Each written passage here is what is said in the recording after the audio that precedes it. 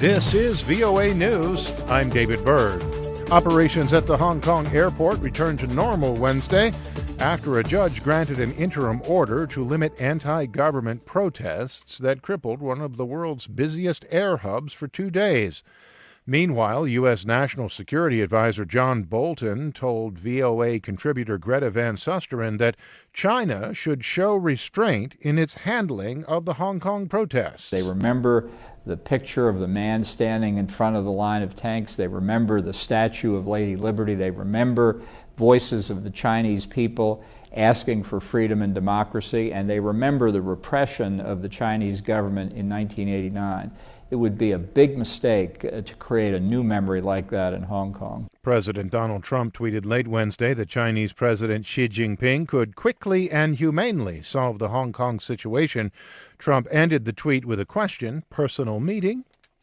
U.S. stocks took a drubbing Wednesday after key economic indicators signaled the possibility of a global recession in the next year.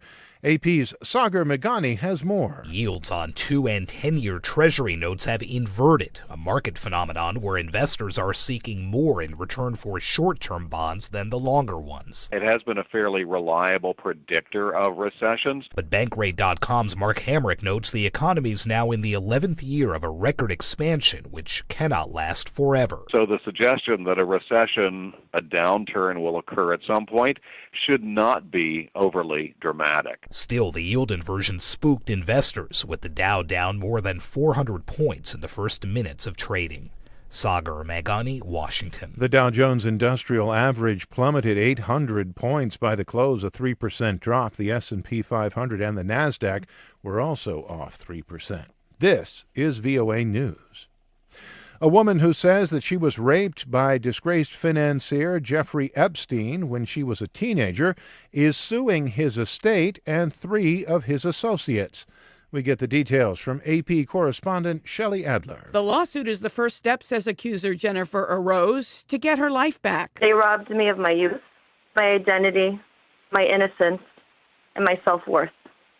For too long, they escaped accountability.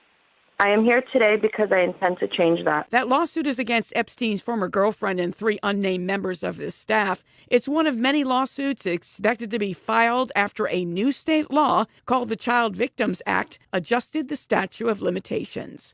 I'm Shelley Adler. A court in Sweden found American rapper A$AP Rocky guilty of assault, but he will not have to serve any more time in jail. We get details from Reuters correspondent Matthew Larotonda. I'm going to need y'all to keep praying for me. The American rapper A$AP Rocky has been found guilty of assault but will not face any time behind bars. That was the verdict of a Stockholm court Wednesday on the rapper and 2 members of his entourage over a street brawl in the Swedish capital. And after a high-profile trial that prompted U.S. President Donald Trump to appeal, unsuccessfully, to Sweden's prime minister to intervene. The 3 were allowed to leave Sweden a couple of weeks ago and weren't there for the verdict. Matthew Larotonda of Reuters. A Spanish rescue ship is headed to Italy's Lampedusa Island after an Italian judge suspended the government's ban on the ship from entering Italy's territorial waters. The rescue ship Open Arms, operated by a Spanish charity of the same name, has been floating in the Mediterranean for almost 2 weeks, with 147 migrants on board.